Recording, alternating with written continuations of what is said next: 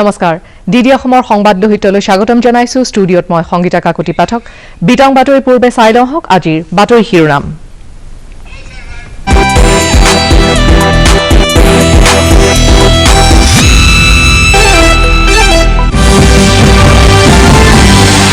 কৰোনাৰ বিৰুদ্ধে সজাগতা সৃষ্টিৰ উদ্দেশ্যে জন আন্দোলনৰ শুভাৰম্ভ প্ৰধানমন্ত্ৰী নৰেন্দ্ৰ মোদীৰ অসমকে ধৰি দেশৰ বহুতো বিশিষ্ট ব্যক্তিৰ এই পদক্ষেপলৈ সমৰ্থন আত্মনিৰ্ভৰশীলতাৰ দেশৰ গুৰুত্বপূৰ্ণ খোজ স্বনিৰ্ভৰ নাৰী আত্মনিৰ্ভৰ অসম শীৰ্ষক আঁচনিৰ শুভাৰম্ভ মুখ্যমন্ত্ৰী সৰ্বানন্দ সোণোৱালৰ ইনভেষ্ট ইণ্ডিয়া সন্মিলনত অংশগ্ৰহণ প্ৰধানমন্ত্ৰী নৰেন্দ্ৰ মোদীৰ ভাৰতত বিনিয়োগৰ সুযোগ সৰ্বাধিক বুলি মন্তব্য মোদীৰ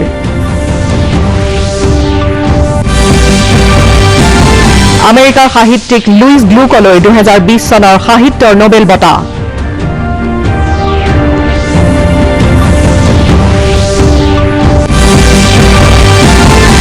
আৰু অসমত কোভিড আৰোগ্যৰ সংখ্যা 1,57,000ৰো অধিক দেশত আৰোগ্যৰ হাৰ 85.25%।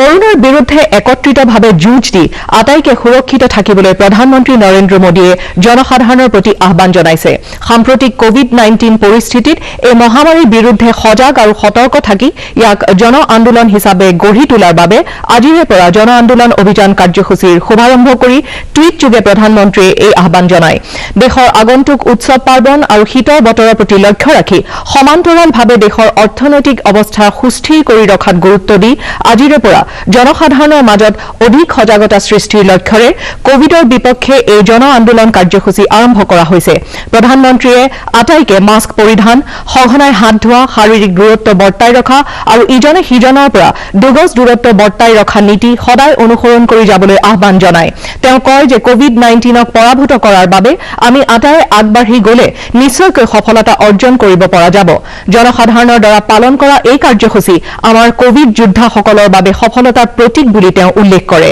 আটাইৰে সামূহিক প্ৰচেষ্টাৰ তাৰে এই মহামাৰীৰ সংক্ৰমণৰ পৰা বহুতো লোকৰ জীৱন ৰক্ষা কৰাত সহায়ক হৈছে বুলি উল্লেখ কৰি প্ৰধানমন্ত্ৰীয়ে কয় যে কোভিডৰ বিৰুদ্ধে এই গতিশীলতা অব্যাহত ৰাখিলে এই ভাইৰাছৰ বিৰুদ্ধে আমাৰ নাগৰিকসকল সুৰক্ষিত হ'ব পাৰিব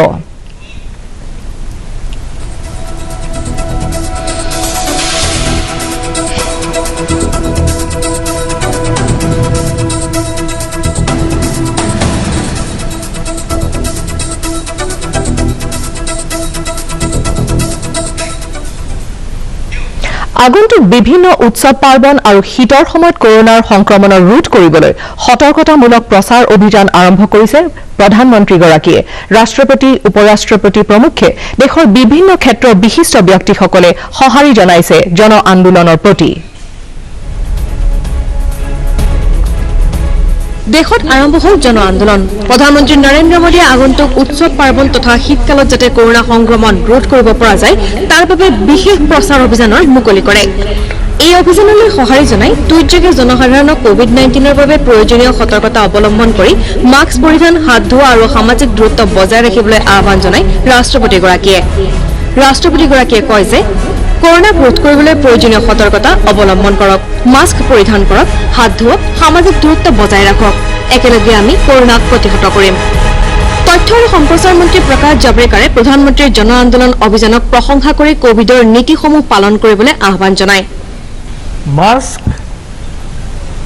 बोलते समय और नाक पर भी और मुंह पर भी मास्क होना जरूरी है सब जगह जब लोगों में रहते हैं दूसरा बारंबार हाथ धोना चाहिए या सैनिटाइज करना चाहिए কেন্দ্ৰীয় মহিলা আৰু শিশু বিকাশ মন্ত্ৰী স্মৃতি ইৰাণীয়ে মহামাৰীক প্ৰতিহত কৰিবলৈ এই অভিযানত জনগণৰ অংশগ্ৰহণ অপৰিহাৰ্য বুলি টুইটযোগে উল্লেখ কৰে কেন্দ্ৰীয় স্বাস্থ্য মন্ত্ৰী ডঃ হৰ্ষবৰ্ধনে প্ৰধানমন্ত্ৰীগৰাকীক এই অভিযানৰ বাবে ধন্যবাদ জনাই জনসাধাৰণে প্ৰধানমন্ত্ৰীগৰাকীৰ ওপৰত ৰখা বিশ্বাস আৰু দৃঢ় হৈ পৰিল বুলি উল্লেখ কৰে কেন্দ্ৰীয় শিক্ষামন্ত্ৰী ৰমেশ পোখৰিয়াল নিশংকেও জনসাধাৰণক জন আন্দোলনত অংশ ল'বলৈ আহ্বান জনায় कोरोना को हराना है मास्क जरूर लगाना है मेरे प्रिय छात्र छात्राओं ये मंत्र दिया है हमारे देश के यशस्वी प्रधानमंत्री श्री नरेंद्र मोदी जी ने বিশিষ্ট সংগীতকাৰ শংকৰ মহাদেৱনেও কোভিড নিয়ম মানি চলিবলৈ জনসাধাৰণক wash my আহ্বান জনায়। hands, my 3 mantras: wear my mask, wash my hands, and social distancing. I support our PM's Jan Andolan for this fight against Corona. Badminton খেলুৱৈ ভাৰত গৌৰৱ সাইনা নেহৱালেও এনেদৰে আহ্বান জনালে জনতাক। This festive season, make sure you keep yourself and your loved ones safe. Wear mask, wash your hands and maintain physical distance. Join Jan Andolan against COVID-19. Olympic পদক বিজয়ী গগন নাৰাঙে ক'লে এইদৰে। आइए हम सब साथ मिलकर अपने आप को, अपने परिवार को और अपने साथियों को सुरक्षित रखें। मास्क पहने, हाथ धोएं और सोशल डिस्टेंसिंग मेंटेन रखें।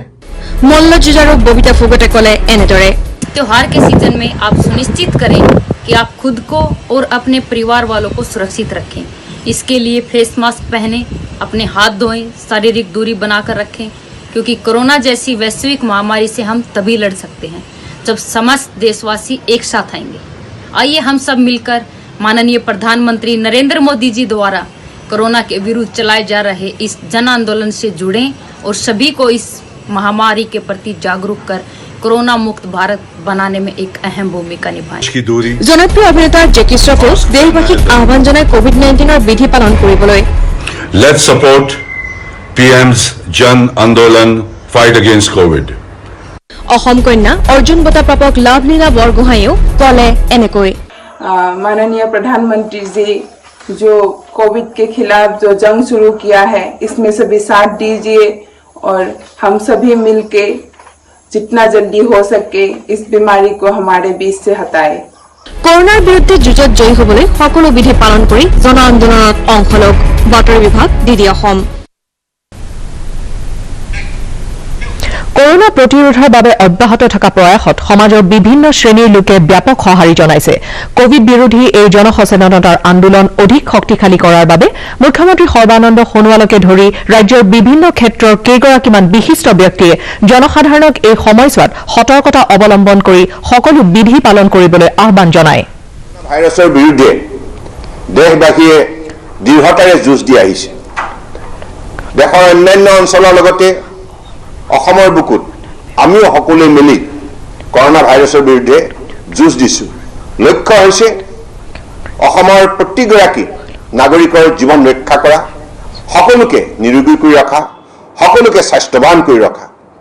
এই সন্দৰ্ভত আমি স্বাস্থ্য বিভাগে আগবঢ়োৱা পৰামৰ্শবিলাক কেনেধৰণে নিখুঁতভাৱে মানি চলিব লাগে, দেশৰ প্ৰধানমন্ত্ৰী নৰেন্দ্ৰ মোদী ডাঙৰীয়াও সকলোৰে প্ৰতি আহ্বান জনাইছে।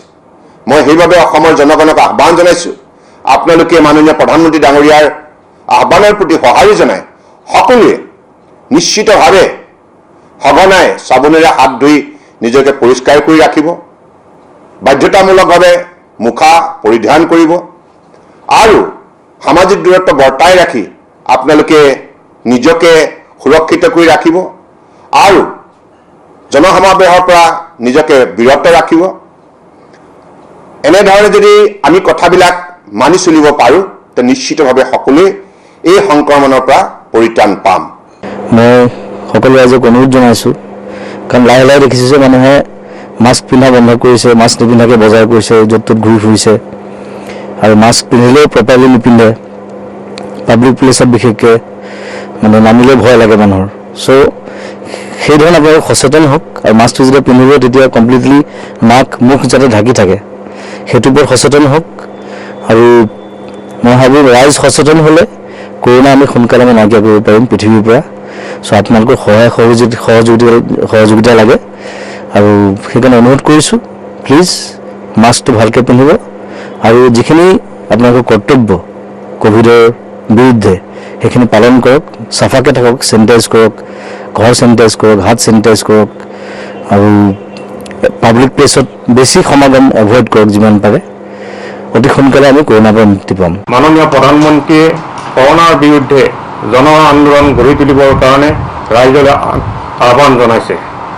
কৰোনাৰ পৰা বাচি থকাৰ উত্তম উপায় হ'ল আমি স্বাস্থ্যবিধি মানি চলিব লাগিব, বিশেষকৈ সঘনাই চেনিটাইজাৰ ব্যৱহাৰ কৰা, ছ'চিয়েল ডিষ্টেঞ্চিং যাক আমি শাৰীৰিক ব্যৱধান কমেও 1.5 মিটাৰ 2 মিটাৰ কৰা উচিত আৰু যেতিয়া আমি বজাৰখনলৈ যাওঁ তেতিয়া মাস্ক পৰিধান কৰিব লাগিব। মাস্ক পৰিধান কৰিলেই নহ'ব। বহুতক দেখা গৈছে ডিঙিত মাস্কখন ওলমাই লৈ ফুৰে। মাস্ক পৰিধান কৰোঁতে আপুনি চাব যাতে আপোনাৰ সেই মাস্কখনে আপোনাৰ নাক আৰু মুখখন ভালকৈ ঢাকে। আহক আমি সকলোৱে মিলি গোটেই ভাৰতবৰ্ষ তথা অসমত এক জনজাগৰণৰ সৃষ্টি কৰোঁ আৰু এই জনজাগৰণৰ জৰিয়তে আমি কৰোনা মহামাৰীক সমাপ্ত কৰিব পাৰিম। কৰোনাক পৰাস্ত কৰিবলৈ হ'লে আমি শাৰীৰিক দূৰত্ব বজাই ৰাখিব লাগিব, মাস্ক পৰিধান কৰিব লাগিব আৰু সঘনাই চাবোন বা চেনিটাইজাৰেৰে আমি হাতবোৰ ধুই ৰাখিব লাগিব। এটা কথা মনত ৰাখিব, মাস্কখন পৰিধান কৰোঁতে নাক আৰু মুখ যাতে সঠিকভাৱে ঢাকি ৰাখিব পাৰে, য'ত আপোনাৰ লগতে আপোনাৰ কাষৰজনো সুৰক্ষিত হৈ থাকিব। Mask up India. কৰোনা মহামাৰীৰ পৰা বাচি থাকিবলৈ মুখত মাস্ক পৰিধান কৰক, হাতটো চাবোন বা চেনিটাইজাৰ দি সুন্দৰকৈ ধৰক, দূৰত্ব বজাই ৰাখক, নিজেও বাচক আনকো বচাওক। কৰোনা মহামাৰীৰ এই ভয়াৱহতা এতিয়াও যিহেতু দূৰ হোৱা নাই, গতিকে এইখিনি সময়ত আমি নিজে সাৱধানতা অৱলম্বন কৰাটো আমাৰ নিজৰ কৰ্তব্য আৰু প্ৰতিজন নাগৰিকে সেইখিনি নিজেই উপলব্ধি কৰি নিজে সাৱধান হৈ থাকিব লাগিব। যিখিনি চৰকাৰীভাৱে নিয়ম নীতি আমাৰ বাবে আগুৱাই দিয়া হৈছে সেইখিনি আমি যদি শৃংখলাবদ্ধভাৱে মানি চলিব পাৰোঁ তেতিয়াহ'লে নিশ্চয় কৰোনা মহামাৰীৰ এই যুঁজত আমি সফল হ'ব পাৰিম। আৰু তাৰ বাবে আমি যিখিনি পাৰ্চনেল হাইজিন মেইনটেইন কৰিব লাগে, হাত ভালদৰে ধুব লাগে, ক'বালৈ গ'লে বা কিবা এটা কিনিলে কিবা এটা বস্তু চোৱাৰ পিছত আমি খুব ভালদৰে চাবোনেৰে হাতখন ধুব লাগে, হাত চেনিটাইজ কৰিব লাগে। সেইখিনি আমি নিজে যদি সদায় কৰি থাকোঁ তেতিয়াহ'লে নিশ্চয় এই মহামাৰীয়ে আমাক চুব নোৱাৰিব। আমি ছ'চিয়েল ডিষ্টেঞ্চিং মেইনটেইন কৰি আমি এই মহামাৰীৰ পৰা আঁতৰি থাকিব পাৰোঁ বা সুৰক্ষিত হৈ থাকিব পাৰোঁ। মাস্কখন যিদৰে পিন্ধিব লাগে সেইদৰে আমি পৰিধান কৰোঁ, নাক মুখ ঢাকি, আৰু আমি নিজকে সুৰক্ষিত ৰাখোঁ। So it's an appeal, it's a request. Please mask up India.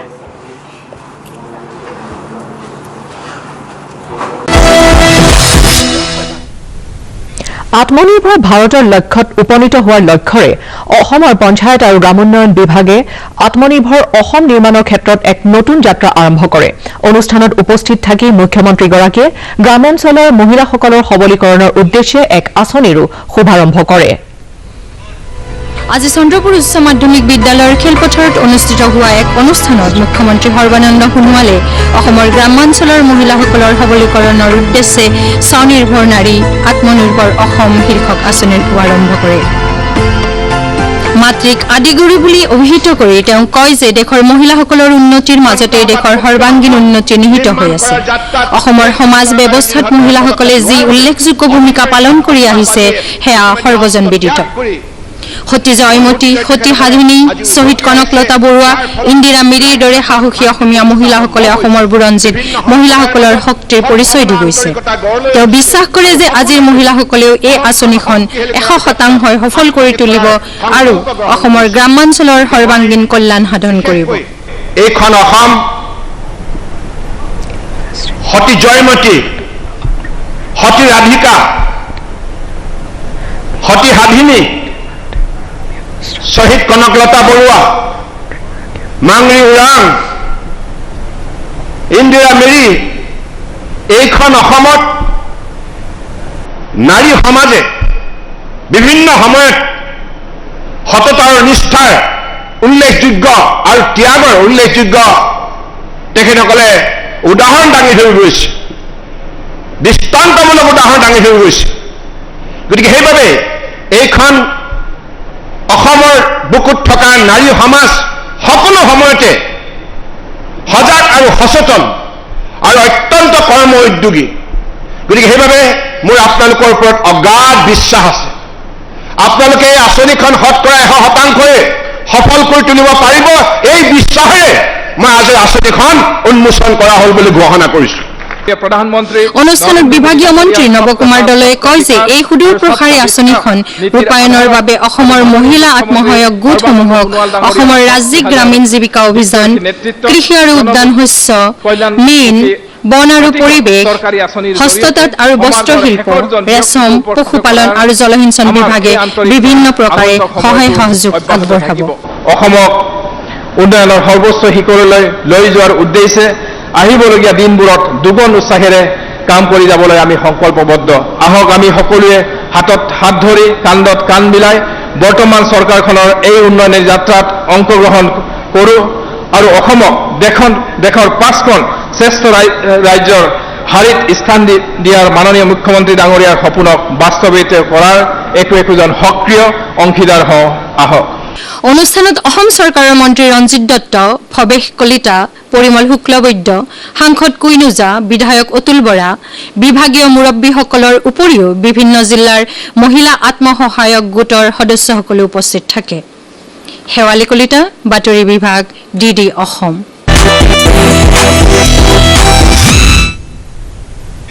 বিশ্বৰ ভিতৰত ভাৰতবৰ্ষত বিনিয়োগৰ সুযোগ সৰ্বাধিক। আজি ইনভেষ্ট ইণ্ডিয়া বাৰ্ষিক সন্মিলনত ভাষণ প্ৰদান কৰি প্ৰধানমন্ত্ৰী নৰেন্দ্ৰ মোদীয়ে এইদৰে কয়। বিনিয়োগকাৰী সুবিধাৰ্থে ভাৰতে কৰা ব্যৱস্থাগত উন্নয়নৰ বিষয়েও প্ৰধানমন্ত্ৰীগৰাকীয়ে উল্লেখ কৰে। Manufacturers, supporters of innovations, ecosystems, and infrastructure companies. There is an opportunity to invest, to set up units and to run businesses. There is an opportunity to partner with our private sector and with the governments. There is an opportunity to earn as well as learn. Not only that, as well as to lead. There is an opportunity to grow. Friends, in the post-COVID world, you will often hear of various kinds of problems. Problems of manufacturing, problems of supply chains, problems of PPP, etc. Problems are natural. However, India had not let those problems be. We showed resilience and emerged as a land of solutions. We provided free food grain to 800 million people and free cooking gas to around 80 million families. And for a long time, despite disrupted logistics, we are able to deliver money directly into bank accounts of more than 400 million farmers, women, poor and needy people within a matter of days. We have provided medicine to around 150 countries so far during this pandemic. During March, June of this year, our agriculture export rose by 23%. 2020 বৰ্ষৰ সাহিত্য জগতৰ Nobel বঁটা ঘোষণা কৰা হয়। আমেৰিকাৰ সাহিত্যিক Louis গ্লুকলৈ আগবঢ়োৱা হৈছে এই সন্মান। কবিগৰাকীয়ে 2006 চনত লিখা এভেনো আৰু ফেইথফুল এণ্ড ভাৰ্চুৱাছ নাইট গ্ৰন্থ দুখনৰ বাবে লুইচ গ্লুকলৈ নোবেল পুৰস্কাৰ আগবঢ়োৱা হৈছে।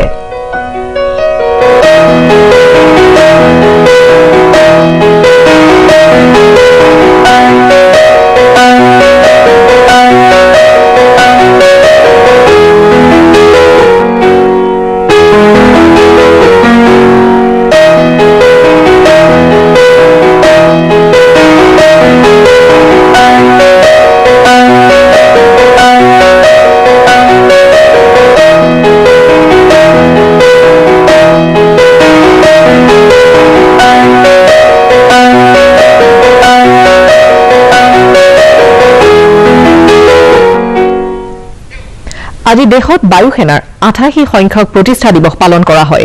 ভাৰতৰ আকাশত যুঁজাৰু বিমানৰ ফ্লাই পাষ্টেৰে বিশ্ববাসীৰ আগত নিজৰ শক্তি প্ৰদৰ্শন কৰিলে ভাৰতীয় বায়ু সেনাই। ভাৰতীয় বায়ু সেনাৰ 88 সংখ্যক প্ৰতিষ্ঠা দিৱস।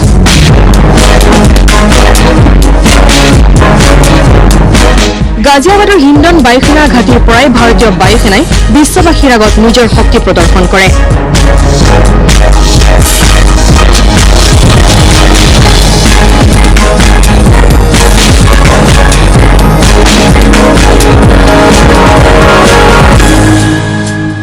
ভাৰতৰ আকাশত যুঁজাৰু বিমানৰ ফ্লাইপাষ্ট প্ৰতিষ্ঠা দিৱসত বিভিন্ন সমৰ কৰা প্ৰদৰ্শন কৰে বায়ুসেনাই প্ৰথমবাৰৰ বাবে প্ৰতিষ্ঠা দিৱসত শক্তি প্ৰদৰ্শন কৰিলে ৰাফেল বিমানে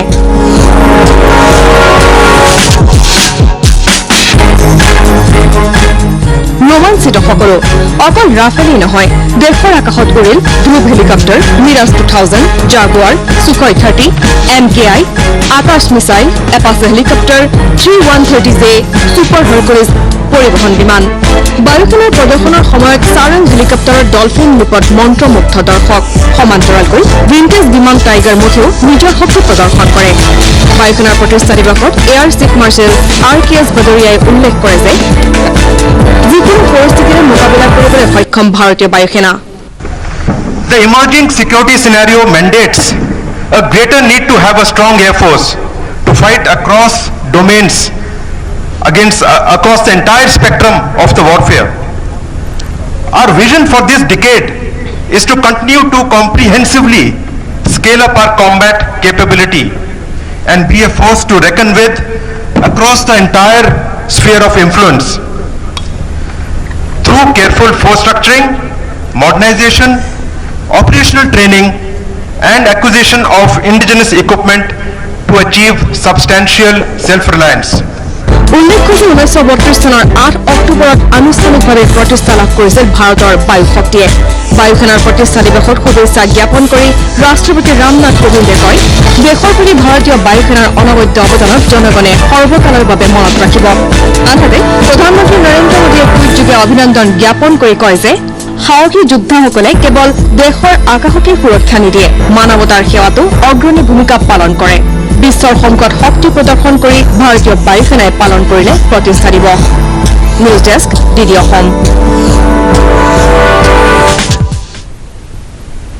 কেন্দ্ৰীয় অসামৰিক পৰিবহণ দপ্তৰৰ মন্ত্ৰী হৰদীপ সিং পুৰীয়ে কৈছে যে কোভিড-19 মহামাৰীৰ সময়ছোৱাত দেশৰ বাহিৰলৈ অত্যাৱশ্যকীয় সামগ্ৰী যোগান ধৰা লাইফলাইন উড়ানে গুৰুত্বপূৰ্ণ ভূমিকা পালন কৰিছে মন্ত্ৰীগৰাকীয়ে নতুন দিল্লীত আজি সাংবাদিকৰ আগত এই বিষয়ে প্ৰকাশ কৰি কয় যে বিদেশৰ বিভিন্ন দেশৰ পৰা প্ৰায় 2000 টন চিকিৎসা সা-সঁজুলি আৰু আন চিকিৎসা সামগ্ৰী আমদানি কৰা হৈছে আনহাতে ভাৰতৰ পৰা 30 টনতকৈ অধিক এনে সামগ্ৰী অন্য দেশলৈ যোগান ধৰা হৈছে কোভিড-19 মহামাৰীৰ পৰিস্থিতিত প্ৰধানমন্ত্ৰী নৰেন্দ্ৰ মোদীয়ে গ্ৰহণ কৰা বন্দে ভাৰত অভিযানৰ জৰিয়তে অসহায় লোকসকলক দেশলৈ উভতাই অনা পদক্ষেপৰ শলাগ লৈ মন্ত্ৰীগৰাকীয়ে কয় যে ইয়াৰ জৰিয়তে বিভিন্ন ঠাইত আবদ্ধ হৈ থকা লোকসকলৰ প্ৰভূত সহায় হৈছে যোৱা 6 মে'ৰ পৰা বন্দে ভাৰত অভিযানৰ জৰিয়তে 20 লাখতকৈ অধিক এনে লোক উপকৃত হৈছে বুলি তেওঁ কয় কোভিড-19ৰ পৰিস্থিতিত ভাৰত বিশ্বৰ এখন ঔষধৰ ভঁৰাল হৈ পৰিছে আৰু আমাৰ দেশ অন্যান্য দেশলৈ চিকিৎসা সামগ্ৰী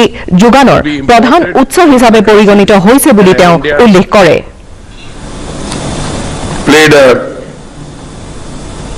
very important role, as did some of our other carriers, but the burden was essentially borne by Air India.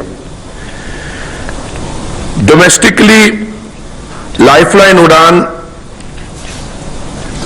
also produced and necessitated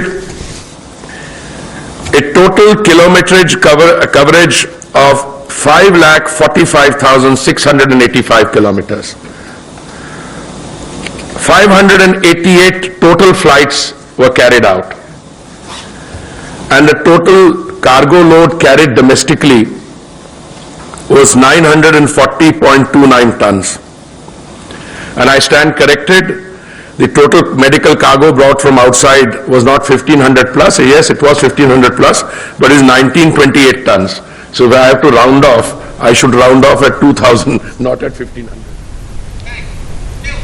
ৰাজ্যত কালিৰ দিনটোত কৰোনা সংক্ৰমিত হোৱা 2561 গৰাকী লোক সুস্থ হৈ উঠাত ঘৰলৈ যাবলৈ দিয়া হয় ফলত ৰাজ্যখনত আৰোগ্য হোৱা লোকৰ সংখ্যা 82.87% হৈছেগৈ ইয়াকে লৈ ৰাজ্যখনত মুঠ আক্ৰান্তৰ সংখ্যা হ'ল 1,90,209 গৰাকী ইয়াৰ ভিতৰত 1,57,635 গৰাকী লোকে আৰোগ্য লাভ কৰিছে 31,784 গৰাকী লোক সক্ৰিয়ভাৱে আক্ৰান্ত হৈ চিকিৎসাধীন হৈ আছে। কালিৰ দিনটোত ৰাজ্যত কৰোনা আক্ৰান্ত 7জন লোকৰ মৃত্যু ঘটিছে। কালি মৃত্যু ঘটা লোকসকলৰ ভিতৰত আছে ডিব্ৰুগড়ৰ 2গৰাকী, শিৱসাগৰ, চৰাইদেউ, কামৰূপ, গোলাঘাট আৰু কামৰূপ মহানগৰৰ 11গৰাকীকৈ লোক। ইয়াকে লৈ কৰোনাত এই পৰ্যন্ত ৰাজ্যত 785 গৰাকী লোকৰ মৃত্যু হৈছে।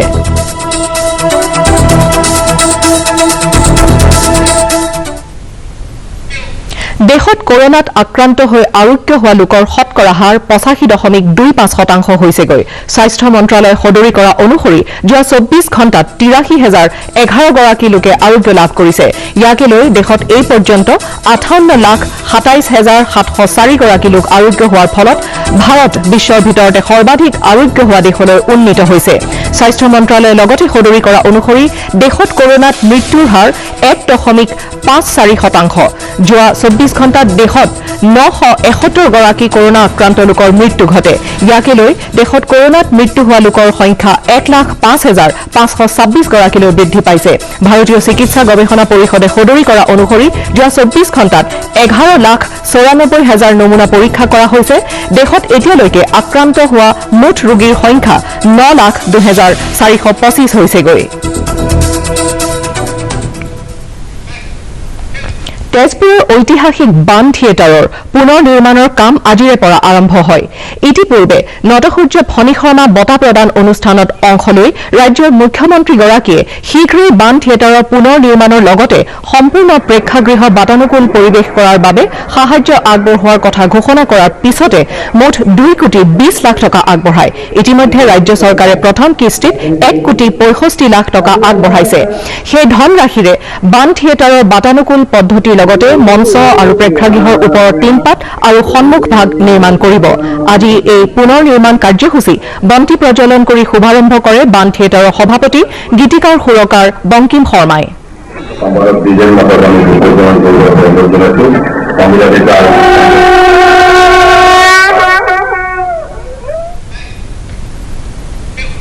প্ৰকৃতি সুৰক্ষা আৰু বহনক্ষম উন্নয়ন সম্পৰ্কে সচেতনতা সৃষ্টিৰ উদ্দেশ্যেৰে মাজুলীৰ পৰা উমানন্দলৈ এক দুঃসাহসিক যাত্ৰাৰ সামৰণি পেলাই গুৱাহাটীত উপস্থিত হৈছে শেখৰ বৰদলৈ আৰু ৰিশান দলে নামৰ যুৱকদ্বয়। ব্ৰহ্মপুত্ৰ নদীত বাঁহৰ ভূৰেৰে যোৱা 30 ছেপ্টেম্বৰত আৰম্ভ কৰি কালি নিশা এই যাত্ৰা গুৱাহাটীত সামৰণি কৰে। যুৱকদ্বয়ৰ সাহস তথা কাৰ্যত উৎসাহিত কৰাৰ বাবে আজি দুঃসাহসিক ক্ৰীড়াৰ লগত জড়িত বিভিন্ন ব্যক্তি সংগঠনে উমানন্দ ঘাটত তেওঁলোকক আদৰণি জনায়।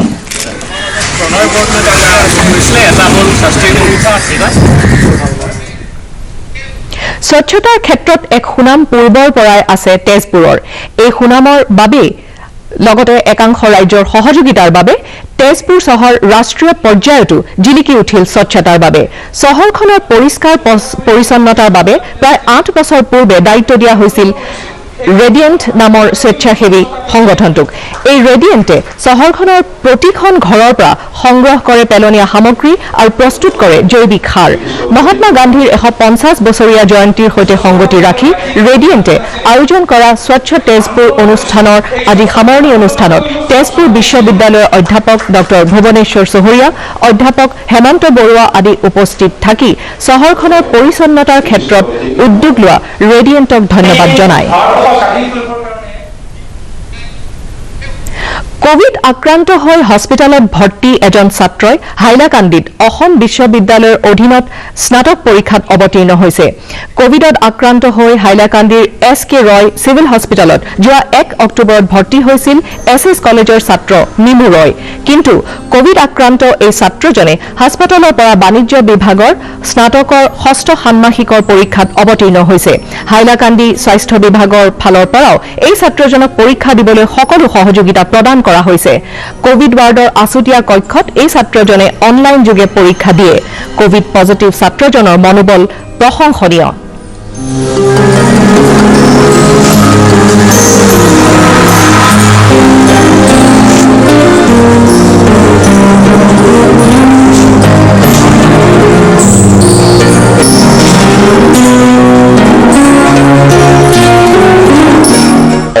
মিমু ৰয় নামৰ 25 বছৰীয়া যুৱক এজন তেখেত ইয়াতে 1 তাৰিখে অক্টোবৰ 1 তাৰিখে তেখেতে কোভিড আক্ৰান্ত হৈছিলে আৰু সেই অনুযায়ী তেখেতক এছকুৱেৰ চিভিল হস্পিটেলত হাইলাকান্দিত এডমিশ্যন দিয়া হৈছিলে আৰু সেই গোটেই এডমিশ্যনৰ পাছত আমি গম পাইছিলোঁ এই ল'ৰাজনৰ এক্সাম আছে তেখেতৰ TDC 6 ছেমিষ্টাৰ ল'ৰা আৰু SS কলেজৰ ছাত্ৰ তো সেই অনুযায়ী তেখেতে আমাক কিছুমান এটা ছেটআপ এটা দিয়াৰ কাৰণে ৰিকুৱেষ্ট কৰিছিলে যে যিহেতু তেখেতে এক্সাম চলি আছে আৰু তেখেতে অনলাইন এক্সাম সেইটো কমপ্লিটলি তো তেখেতক আমি এটা বেলেগ এটা ছেটআপ কেবিন এটা প্ৰভাইড কৰিছোঁ আৰু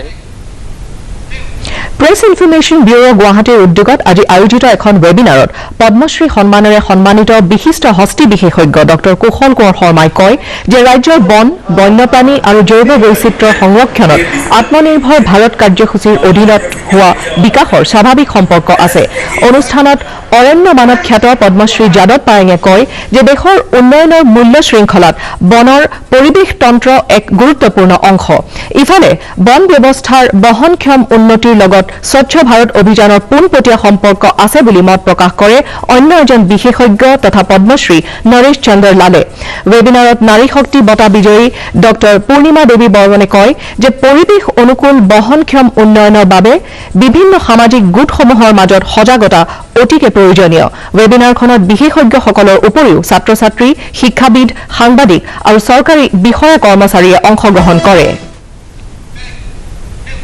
লায়ন্স ক্লাব গুৱাহাটীৰ উদ্যোগত নলবাৰী জিলাৰ বান বিধ্বস্ত পৰিয়ালৰ মাজত নিৰ্মাণ কৰি দিয়া 28টা গৃহ আজি আনুষ্ঠানিকভাৱে হস্তান্তৰ কৰা হয় এই গৃহসমূহ আনুষ্ঠানিকভাৱে হস্তান্তৰ কৰে নলবাৰী জিলাৰ অতিৰিক্ত উপায়ুক্ত চয়নিকা ঠাকুৰীয়া আৰু বিশিষ্ট অতিথি কৈলাশ লোহিয়াই ইয়াৰ পূৰ্বে গাঁওখনত লায়ন্স ক্লাবৰ দ্বাৰা নিৰ্মাণ কৰা এটি জিৰণি চৰাও আনুষ্ঠানিকভাৱে মুকলি কৰা হয় লায়ন্স ক্লাব গুৱাহাটীয়ে নতুনকৈ আৰম্ভ কৰা আচল নামৰ আঁচনিখনৰ অধীনত বানত ঘৰ দুৱাৰ ভঙা লোকসকলৰ মাজত নতুনকৈ ঘৰ নিৰ্মাণ কৰি দিয়াৰ ব্যৱস্থা গ্ৰহণ কৰিছে প্ৰথমবাৰৰ বাবে নলবাৰী জিলাৰ 28টা পৰিয়ালক এনেদৰে ঘৰ নিৰ্মাণ কৰি দিছে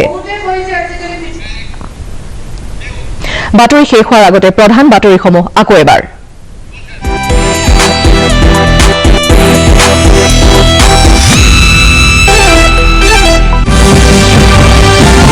কৰোনাৰ বিৰুদ্ধে সজাগতা সৃষ্টিৰ উদ্দেশ্যে জন আন্দোলনৰ শুভাৰম্ভ প্ৰধানমন্ত্ৰী নৰেন্দ্ৰ মোদীৰ অসমকে ধৰি দেশৰ বহুতো বিশিষ্ট ব্যক্তিৰ এই পদক্ষেপলৈ সমৰ্থন আত্মনিৰ্ভৰশীলতাৰ দিশত গুৰুত্বপূৰ্ণ খোজ স্বনিৰ্ভৰ নাৰী আত্মনিৰ্ভৰ অসম শীৰ্ষক আঁচনিৰ শুভাৰম্ভ মুখ্যমন্ত্ৰী সৰ্বানন্দ সোণোৱালৰ ইনভেষ্ট ইণ্ডিয়া সন্মিলনত অংশগ্ৰহণ প্ৰধানমন্ত্ৰী নৰেন্দ্ৰ মোদীৰ ভাৰতত বিনিয়োগৰ সুযোগ সৰ্বাধিক বুলি মন্তব্য মোদীৰ আমেৰিকাৰ সাহিত্যিক লুইজ গ্লুকলৈ 2020 চনৰ সাহিত্যৰ নোবেল বঁটা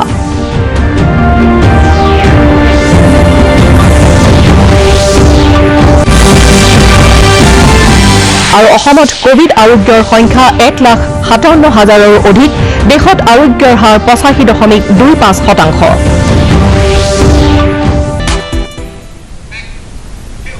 বাতৰিৰ পৰা বিদায় লোৱাৰ আগে এটা কথা মনত পেলাই দিছো কৰোনাক পৰাস্ত কৰিবলৈ সামাজিক দূৰত্ব বজাই ৰাখক সঘনাই হাত ধুই থাকক আৰু সঠিকভাৱে মাস্ক পৰিধান কৰিবলৈ নাপাহৰিব mask up India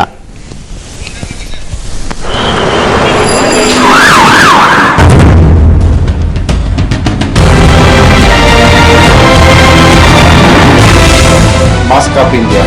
Mask Up India.